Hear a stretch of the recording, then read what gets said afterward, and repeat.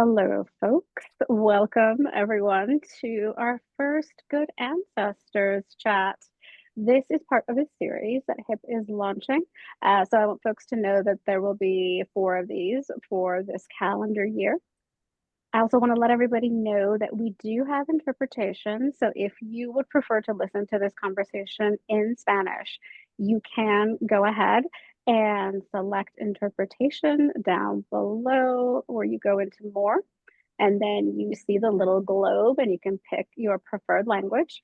And that is also a reminder for myself, especially, but also for our guests to please speak slowly so that there is time for the processing of everything that we have to say.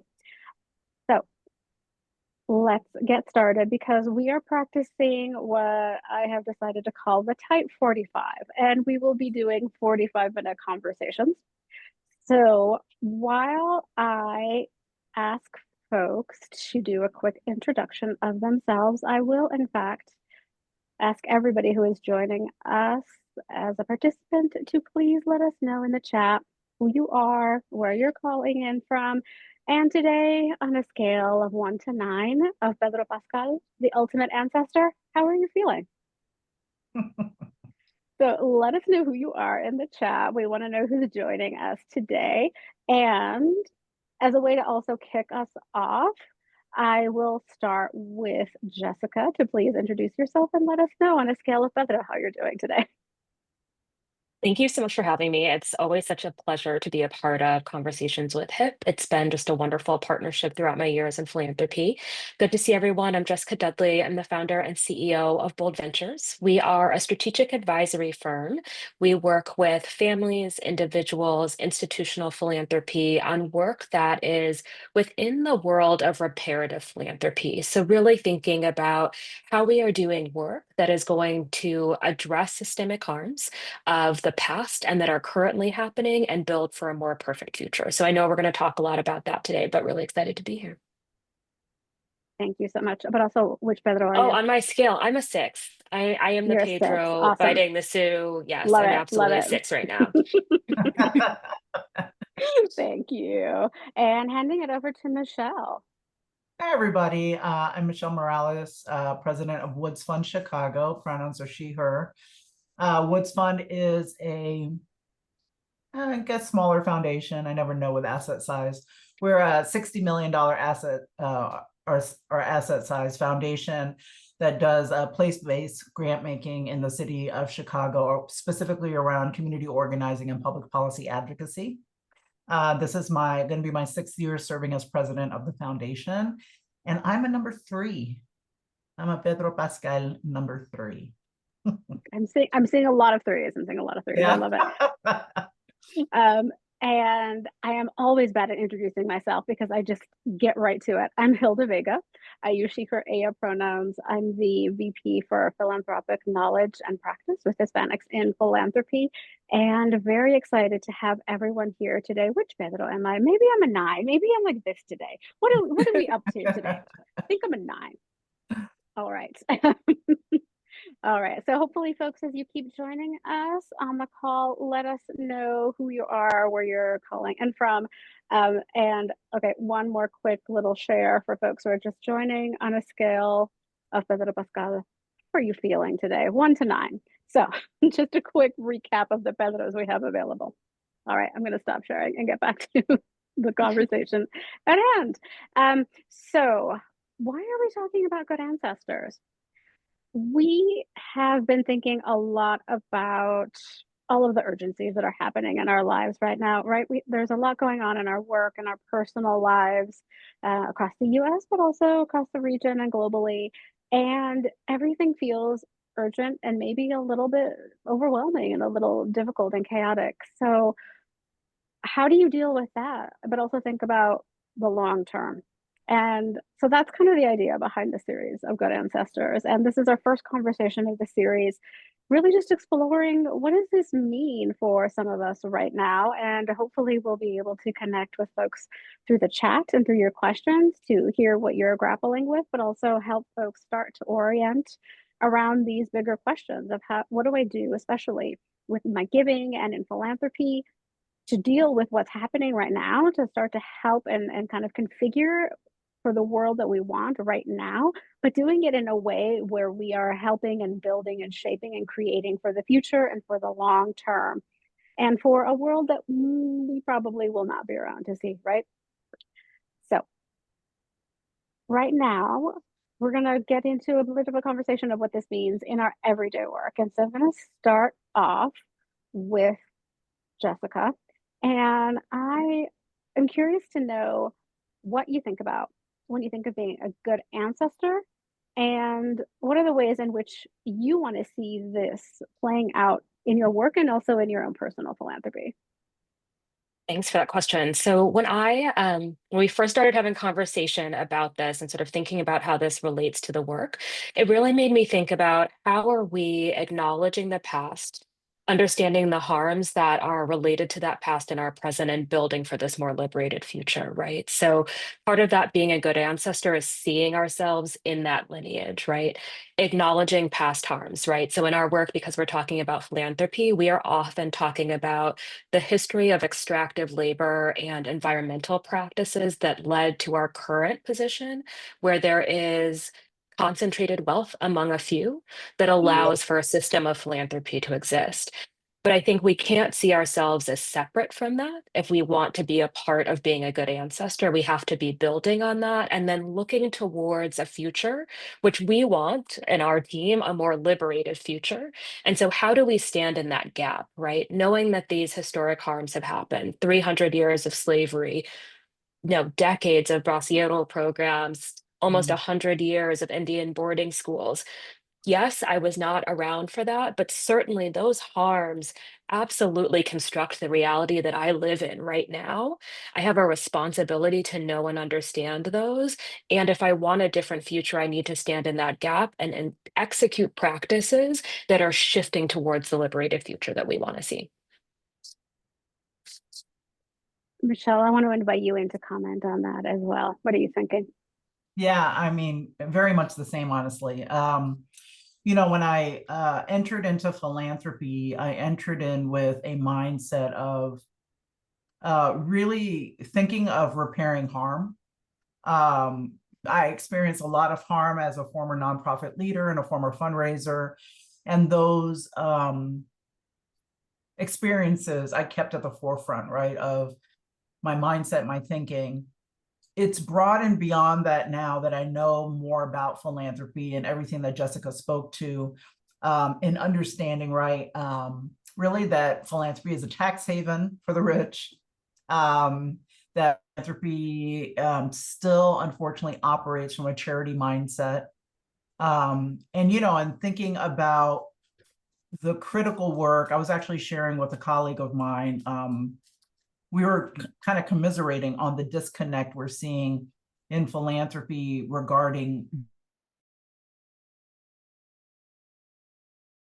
they were like speculating was how many people in philanthropy have experienced the critical work of nonprofits, right? If you've not lived life as an impacted individual where your family or you yourself needed the support and help of a nonprofit, you may not understand how critical, right, those organizations are, not only to communities of color, but really as a safety net, because they serve as a safety net for our country.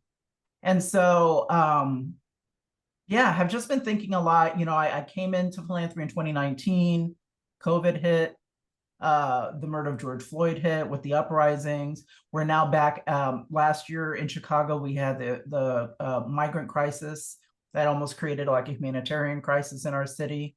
We're now at another crisis point. So I try to approach philanthropy and the philanthropic practices that Woods Fund engages in a reparative lens, that it's our job to repair, to contribute to healing in communities, and that's through almost a reparations type of mindset when it comes to philanthropy. I know that Jessyca will probably bring this up. We know that the wealth in philanthropy has been extracted predominantly from communities of color, not only from communities of color, from countries of color, from on the bodies, right, of people of color, specifically, especially our Black colleagues here in the United States. And so, you know, our job is to get the money out because that wealth belongs back into communities. And so that's sort of the mindset I think about when I think about philanthropy, what I hope for philanthropy, and a lot of the advocacy we try to do within philanthropy.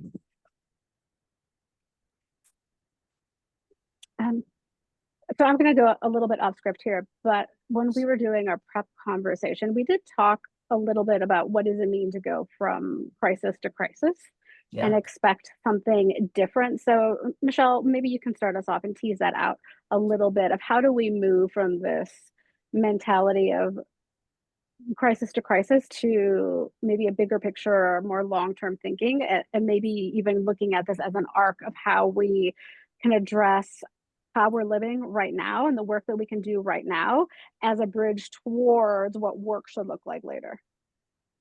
Yeah, I mean, I think it's as we're entering into this era of authoritarianism and fascism, it has been, in my opinion, disappointing to watch us as a sector respond as though it's any other type of crisis. As I mentioned earlier, right, my career in philanthropy started with COVID.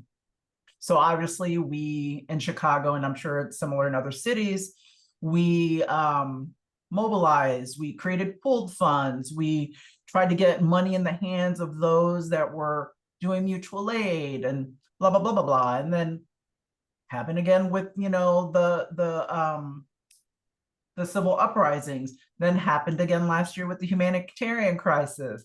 Now it's, you know, so it's sort of like, I don't know what it will take for philanthropy. And this will, in my opinion, really call for philanthropy to increase its payout, call for philanthropy to invest more resources and its wealth into communities. Because what I'm noticing is that there's no investment in infrastructure. Right. So, for example, if we take mutual aid, which was so critical in communities of color during COVID, those mutual aid groups were called upon again during the humanitarian crisis. Why is it we're only pumping money out when there's a crisis?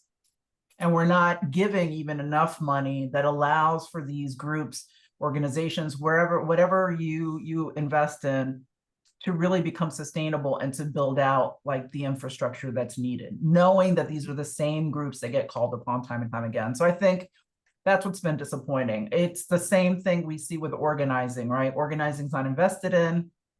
It's money is only flushed into the organizing ecosystem around election time. And then we sort of wonder why our electoral turnouts are the way that they are and right, the results of our elections. So yeah, been sitting a lot with that and been sitting a lot with what it will take to get philanthropy to sort of act differently. Yeah, I'm going to put a pin in this organizing conversation because I feel like there's also a lack of organizing within our sector and among us, right? As folks who are kind of, I would say, okay, maybe I'm more in a middle space than the two of you, but like how do we organize within, how do we organize up so that we've got trustees and we've got, you know, foundation CEOs in a different space as well. But Jessyca, I'd love for you to also talk a little bit about how you are seeing this dimension of crisis to crisis versus longer term thinking, and how you situate starting with reparations as a way to kind of build from that. And also if, because you kind of work in both spaces of organized philanthropy, but also individual giving, is there anything in particular that you would highlight across the different audiences?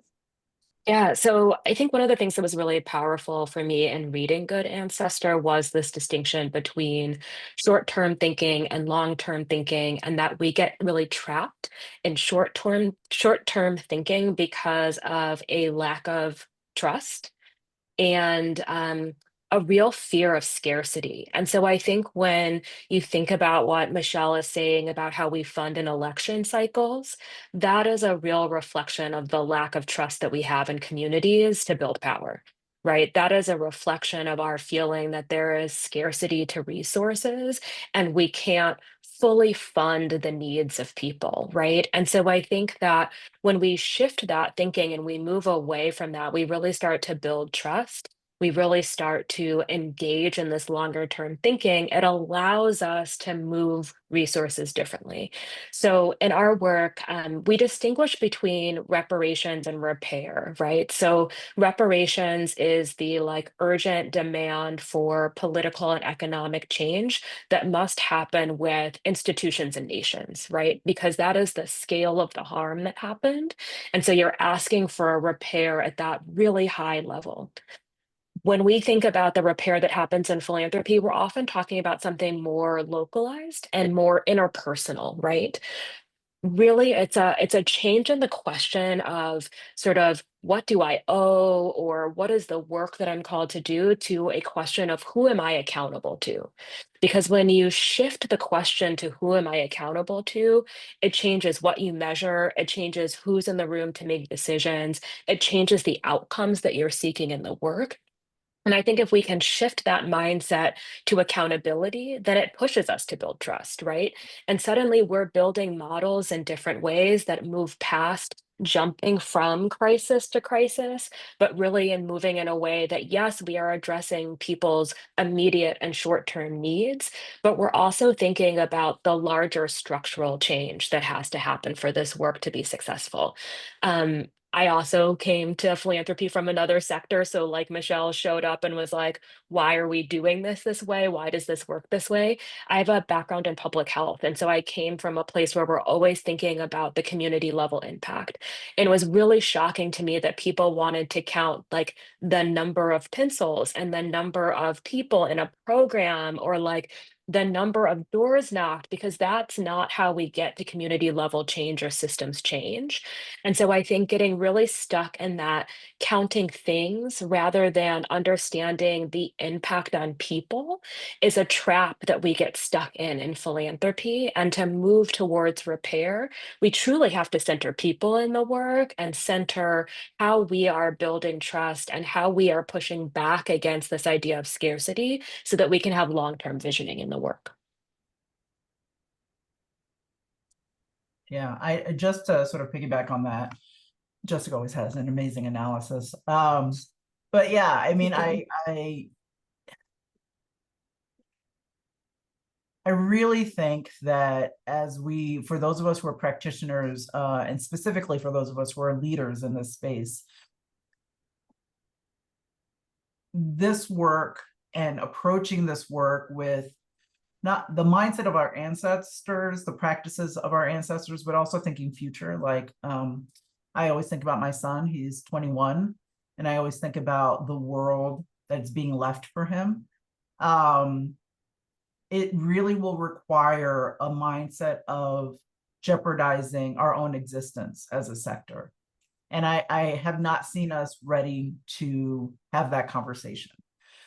There is a constant discussion around, as I'm sure many of you who work in philanthropy have at your own institutions, around perpetuity.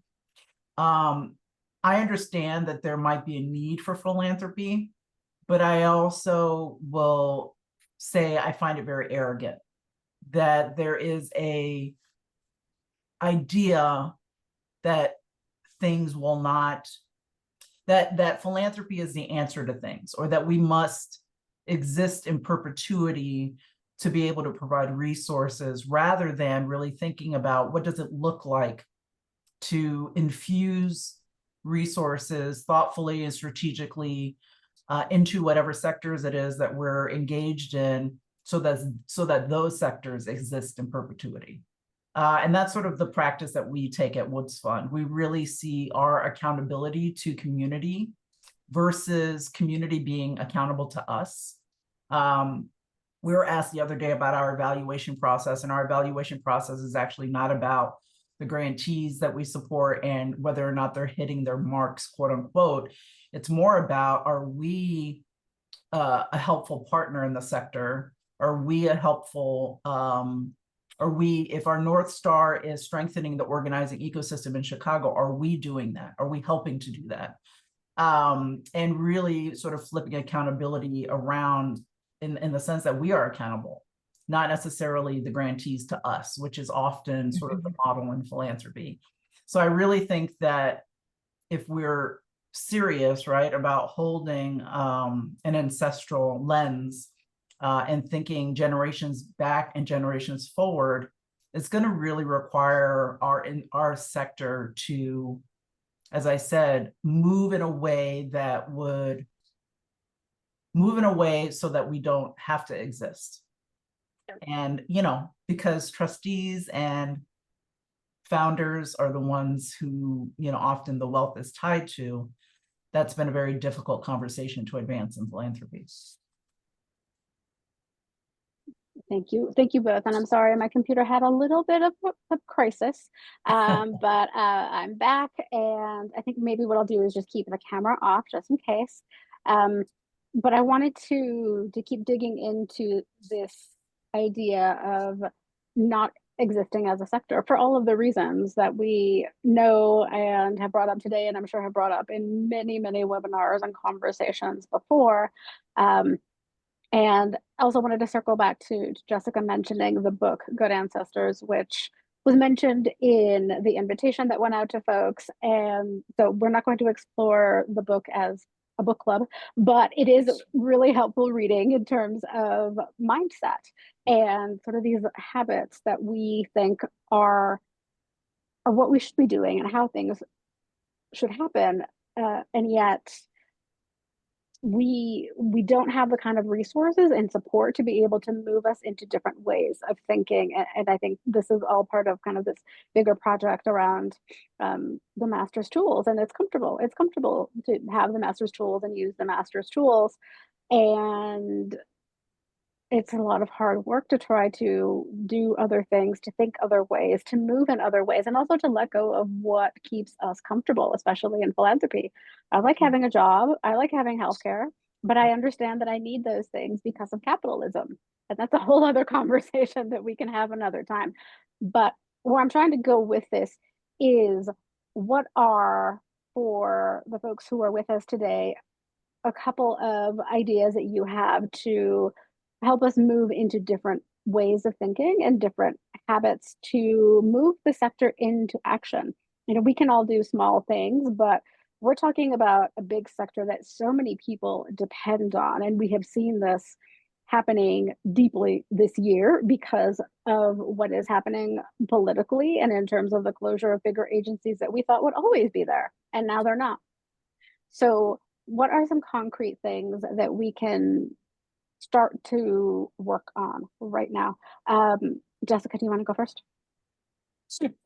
So, you know, we are strategists, so we come with a framework for things. That's what we do. But we really think about repair as sort of 5 practices that folks can take, right? So first and foremost is redistributing extracted wealth, right? We're having an entire conversation right now about the fact that the wealth that constitutes philanthropy was extracted through labor and taking from the environment. How do we move that capital and those resources back into the communities that it was extracted from, right? That is step 1. And if we are really serious about thinking about repair in this work, we also think about building sustainable power. If we want to shift to that long-term thinking and away from that cyclical short-term thinking, we have to build the long-term capacity and capacity building and organizing power of these communities from which resources were extracted from. To Michelle's point, it's not going to help us out in the long term if foundations and wealth holders continue to hold that power and they don't actually build that power with others. We don't move towards solidarity. We don't actually think about that shift in power. Shifting that power takes sharing decision making, right? How do we actually cede real authority to community-led organizations and put them in the role of making decisions?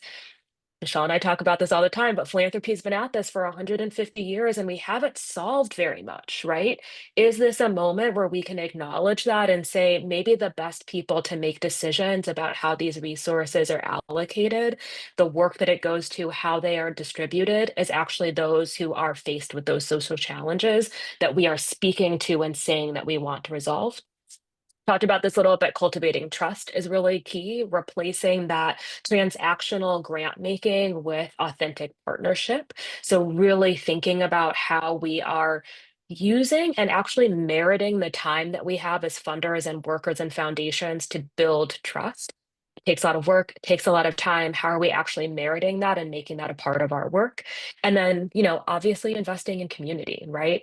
Working on the healing, working on the restoration, really building opportunities for self-determination for folks. And for us, that's really what constitutes repair and moves us from this traditional transactional grant making philanthropy to a really reparative philanthropy that's keeping in mind the liberated future that we all want to be a part of. Absolutely. Thank you. Michelle, what are you thinking? Yeah, I mean, honestly, I don't have too much more to offer than what Jessyca offered. It's, you raised something in the earlier around the organizing in the sector. And I think more and more of us have to come into this space with an organizer's mentality.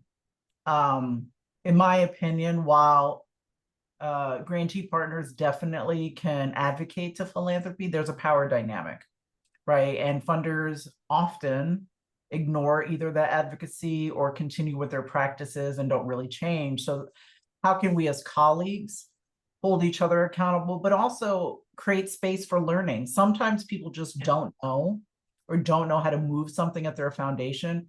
And this is something I'm very lucky that I found out my first year, there's a lot of myths in philanthropy about what is quote unquote legal and not legal, that people just continue with certain practices because they think, well, this has to be the way it is. And I'll give a quick example. We did away with our applications and reports as we were embedding trust-based philanthropy. A lot of organizations did that, foundations did that during COVID. We decided to stick with it. And I'll never forget, I got a question from a philanthropic leader who's been a leader in philanthropy for 20 plus years, who texted me and asked me, how are you legally able to do that? There is nothing legally tying us to having applications and reports. And so there's a lot of that's going on in our sector that people just assume are hard and fast rules that literally are not. And I think the 5% rule for a long I've still to this day, with all the conversations about payouts, run into people in philanthropy who think that the 5% rule is like the ceiling and that it's a legally mandated ceiling. They don't know that it's the floor, that it's the bare minimum. And so one, I don't think we do a great job of training our people in philanthropy to know a lot of these things. Two, I think it requires us calling each other in and teaching, right? And so that's one of the things that we're trying to create toolkits and really thinking about how do we talk to people about the work we've done and the changes we've made and logistically how we went about it to see if that helps to shift practices so folks don't see the practices as being something beyond their capabilities. So that's a lot of what I think about is how to, and particularly focusing on Chicago is how do I add to the conversation to move the needle in Chicago, move the philanthropic practices in Chicago?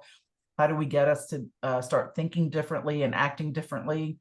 Who are my allies? Who are the people I need to target to become allies? Like that's a lot of conversations we have as a team at Woods Fund and really thinking about our responsibility to the nonprofit sector and our role within philanthropy.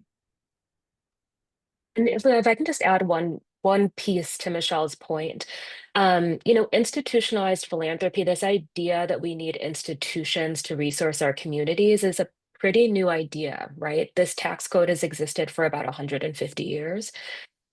As societies and cultures, we have a much, much longer history of philanthropy that looks like mutual aid. And how do we remember that? Yep. How do we get back to that place where we understand this work outside of institutions and lean into the practices that guided this work for the majority of its actual history and not its present history, which is so tied to tax code and legal code and the idea that we are protecting and enshrining institutions? Absolutely. And in fact, our next conversation, not to get ahead of ourselves, but our next conversation in October is going to be looking at practices that we have, in fact, been engaging in for a long time that maybe you don't get an IRS deduction on your taxes, but nonetheless are a way to fund the people that we fund ourselves. We fund our communities. And so that'll be in October, and we'll be talking about mutual aid. We'll be talking about giving circles and other forms of generosity that don't get the kind of play, frankly, that big philanthropy does, but are nonetheless doing the work that we have been talking about. And we just don't see them as models and examples. Folks don't hold that up. Right. So we have about 15 minutes left. We're getting a couple of questions, but as we think about how we want to shape our answers to these questions, I'm going to ask the team to please put up the little poll that we have. We just want to get a sense of who is in the webinar today so that we can maybe target some of our answers. So, if you can pull that up, that would be great.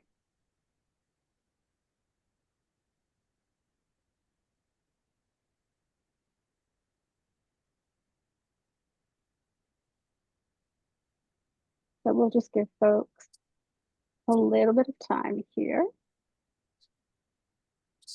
And then we do have a couple of questions already in the chat, and then we had some from when folks were signing up. So there was one that I thought was important to address. As someone myself, I do not have children, and so someone, when they registered, had asked, how do we frame an approach to being a good ancestor when we have decided not to have children? And I don't know which one of you wants to take this. I mean, Michelle, I know you talk about hobby all the time. So, so I don't know if you want to chime in, or Jessyca, if you want to kick us off. I'm happy to. I also don't have children. But I do think, right, this is about that continuum, right? And I don't see my connectivity to my ancestors or to the ancestors I will have in the future as just based in blood, right? This is about the solidarity across generations that I want to participate in. And for my own community and like the future I want for them is tied to the work that I am doing now. And so, I certainly draw on the legacy and the practices of the women who came before me, of my mother and my grandmother, and this work and being their daughter. But I think that that connectivity that I have to them as my ancestors has created a space for me to bring that and share that with others, right? And so I would hope that we all are trying to think about those ancestral practices that we carry and sharing them more broadly, because I do think so much of how we got here right now was because we have created isolation, right? We're not sharing those practices. We're not seeing each other in solidarity. We're not learning the history of other ancestors, which are the practices we all need. And so I really think of it as like, how am I carrying all that's been poured into me by people I'm related to and not, and pass that forward? Yeah, no, I love that. And I will also chime in as someone who has chosen not to have children. And right now I don't even have fur babies. So, so why am I even doing any of this, right? Because I could just easily take a pass and say, I'm just doing this for me and life is short and so on and so forth. But then what was the point of all of the people who came before me and people who crossed borders and worked 3 jobs and lived through colonization and genocide for me to not care, right? Yeah. So that's what I sit around thinking. And yes, there's a lot of guilt obviously sitting in that, but also a lot of that, I'm a person who kind of moves by anger. And so that gives me like that kind of righteousness that I need to keep getting up and doing things every day. So that's where I'm kind of thinking right now. And here are the poll results just to see kind of where folks are situated in their work. So we've got a mix of folks at a philanthropic organization, individual donors, and a healthy dose of folks who work with both. So thanks folks for chiming in. Let's see, let's go over and see about another question.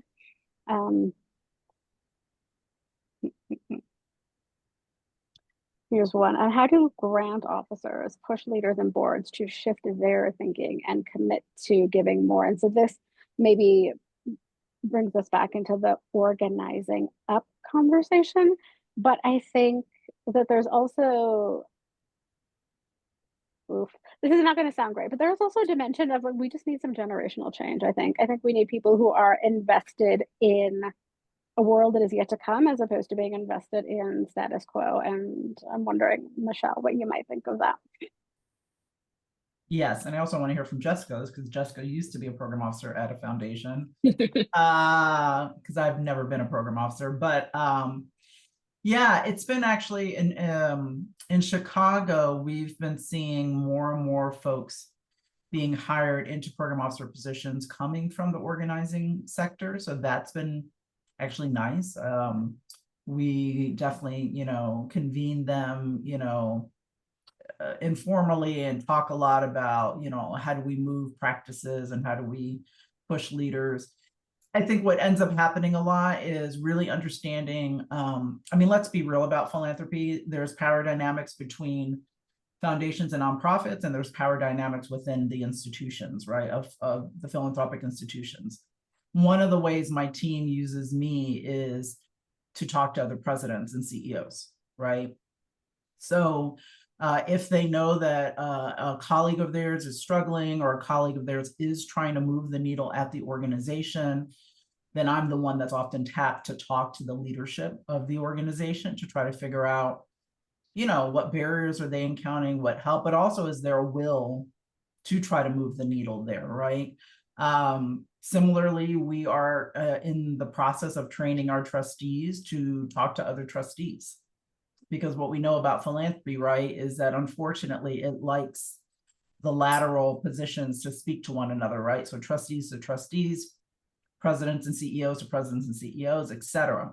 So we're trying to use our positionality in the sector to be able to help with that type of organizing and advocacy, not just at our program officer levels at the Woods Fund, but then, utilizing my positionality as president, utilizing our board's positionality as a board of directors to help move the needle. But definitely want to hear from Jessyca, as I know she's I think it's program officer. it's a tough position to be a program officer. But I do think, to Michelle's point, so much of, I think, the work that I was able to move was because of the power mapping and organizing that I did. Really understanding who could be the voice in the organization to push an idea like that forward. It often wasn't mine, right? As one of the few women of color who was new to philanthropy at my foundation. And so who were the right voices to ask the questions and deliver the message?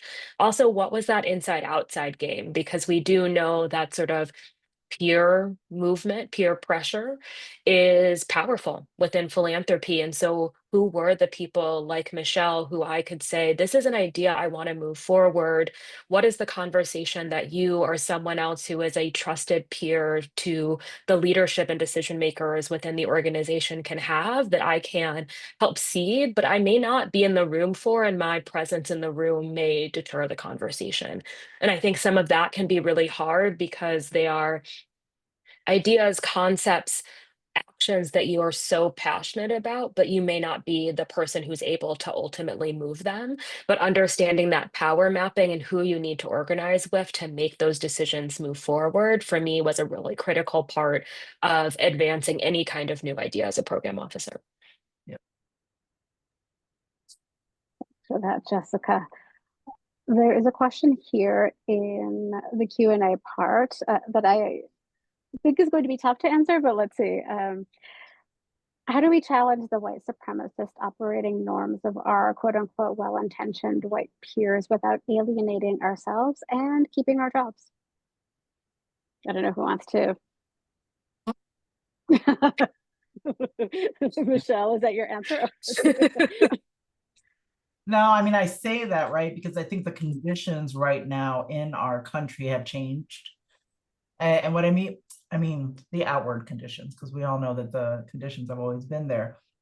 In 2020, white colleagues, and this is just based off of my experience, were much more open to really holding discussions around white supremacy and things of that nature. It's become less so, right? And there's a lot of pushback around that now. I think the way that we try to do it at Woods Fund is we hold trust-based philanthropy up, the framework. It's not perfect, but we hold it up as a way to repair harm between foundations and nonprofits, as a way to trust nonprofits. But also we hold it up because it is something easy for philanthropy to hold on to, right? And it gives us talking points. People are asking if the facilitator's video is off. Yes, it is. It's intentional because Hilda's computer is acting up. Just naming that we hold that up as a way to try to call in folks. So one of the things we take care not to do in a culture that unfortunately is very quick to cancel people is we try to call people in and try to help them to think about what are ways that philanthropy is causing harm, what are ways that you might be causing harm. Again, as a light-skinned Latina who holds a position of power, I'm often the one that will talk to my colleagues, my white colleagues, if I notice something in a space, whether they might be addressing a Black colleague a certain way or their whiteness is popping up in a certain way, and really take care to do that in an effort to, hey, I'm just pointing this out, you know, being careful not to slam anyone. That's the only one I can think of, because I think of the point you raised, the isolation and the alienating factor. What we know about philanthropy is a like play in the sandbox if you're nice to each other type of space, and you could get quickly shut out of this space. And so if advocacy is one of our internal goals to move the sector, then we're trying to figure out also what does the relationship building look like, which is super important to be able to call people in and to be able to call out certain practices, but also honestly doing it with care, which sometimes you don't want to do that, but I try to center that in my engagement and in my interactions with colleagues. Because I'm also cognizant of the fact that if they wanted to, they could shut Woods Fund out of conversations. And so that is one of the tactics we try to use within our advocacy strategy. I think along those lines of calling people in is a reminder that wealth extraction also happened to them, right? I think the power of white supremacy and the power of oppressive practices is that it allows us to forget that those systems impacted us all, right? Wealth extraction, I think we're really comfortable about talking about the wealth extraction to happen to Black and Latino and Indigenous communities because it was so powerful. I think that we do not talk enough about the wealth extraction that happened to women, to white women, and the power extraction that happened, and the power extraction that happened to working class white communities, right? And that's been intentional, right? That is an intentional way to ensure that we don't have class solidarity and that we're not all organizing towards the same liberated future. And so I think when I am in conversations with white donors, with white folks that work in philanthropy, it is to remind them that they are not separate from this, that this work to build towards repair, to build towards a more liberated and a more just future is also addressing the harm that happened to them in their communities. And so I think that if we can really have those genuine conversations and stop turning away from that reality, we can have a different set of conversations that get us back to this conversation about accountability and the type of future we all want to have that hopefully does not exist within the paradigm of white supremacy. Mm. Thank you both so much. We are just at time. So if the staff can put up a little survey. We'll ask folks to fill in just to see if you want more content like this. Did you find this useful? And do you want more? Because we have 3 more planned. So you're going to get at least 3 more. But, but let us Whether you know. want it or not. Whether you want it or not. Exactly. It's coming at you. No, but seriously, we want to know what people thought and also how we can adjust our content, our webinars, the materials we share out so that we're answering the questions that folks have right now and we're being as responsive as possible. So we will have the survey for folks, but let's all take a minute to share our love and appreciation for Michelle and Jessyca in the chat with our emojis. And I want to thank everybody who joined us today, as well as the folks out there who signed up but couldn't make it today. This was a fantastic conversation and such a great way to kick off this series. And Michelle and Jessyca, always love having you and your wisdom. And folks, I swear that it was not intentional that we are all from Chicago. The next webinar will have folks who are not based in Chicago, and we can we can talk about all the things that are non-Chicago specific. But you know what? There's something in the water here. What can I say? Absolutely. So thank you, everyone. Deep appreciation to everyone who joined. And again, Michelle, Jessyca, you're amazing. And there's a reason why I wanted you on this first call. So thank you. Thank you. Thank you for having us. Thank you. Take care, everyone. And please, when you get the message to sign up for our next conversation, please sign up. Thanks, everyone. Bye.